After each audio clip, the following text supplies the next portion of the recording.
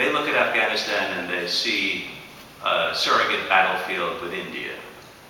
They look at us and they say, these people, if they go for one of these options of getting out quickly, training up the Afghan forces and leaving, we're stuck again with crazy Afghans on board. And we're not going to give up the groups that we are in touch with there because the Americans didn't want us to. Pakistan is a huge question facing this administration and facing Washington.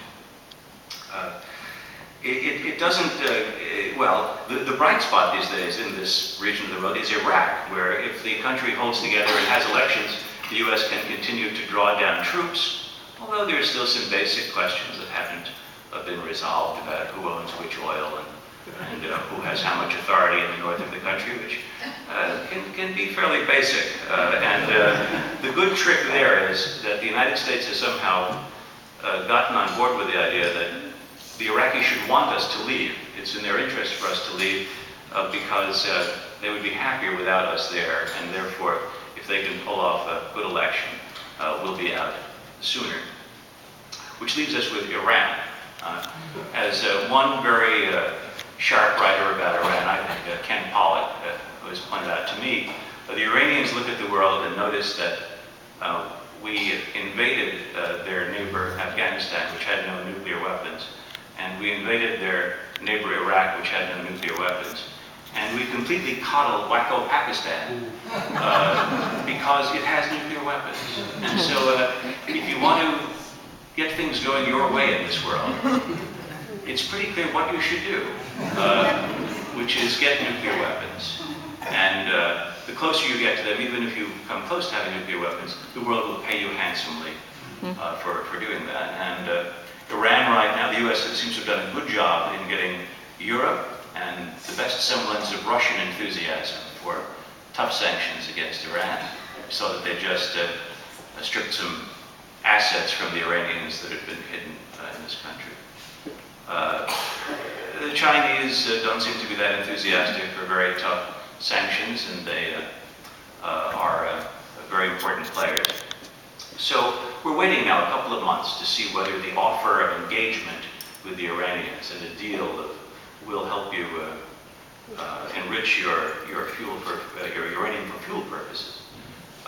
If you renounce a nuclear weapons program, we'll see if that comes to anything.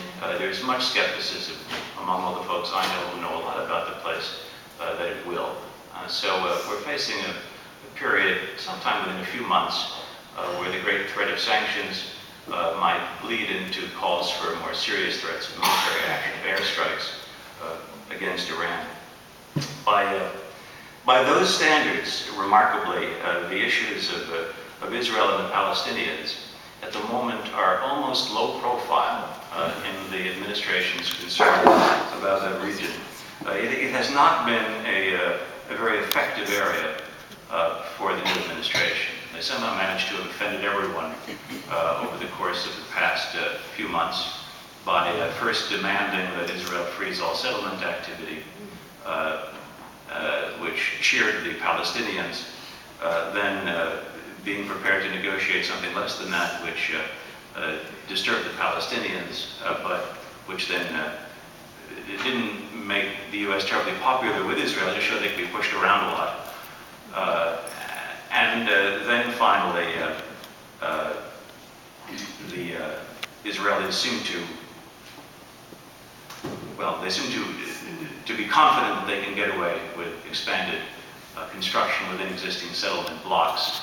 As Tom Friedman put it in his column recently, very concisely quoting someone at the State Department, the Palestinians want peace without negotiations, and the Israelis want negotiations without peace.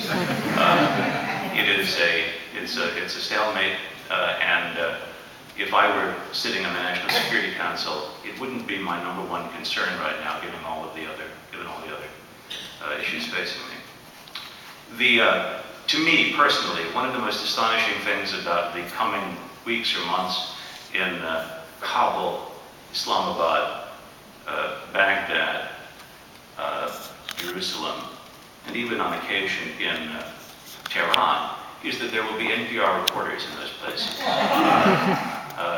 Save Tehran, where we don't have accreditation. There aren't very many who do. All the other places are places where we have resident correspondents who are based there, who report regularly.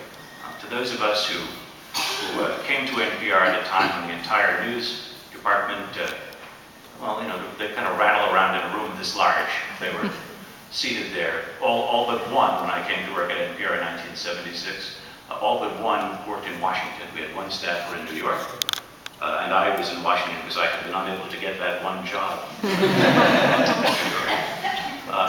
NPR has grown phenomenally over these years, and today in a season of something between crisis and panic in the news media of the U.S., we who work at NPR have to pinch ourselves once in a while to notice that we are an island of some stability and security on the media landscape.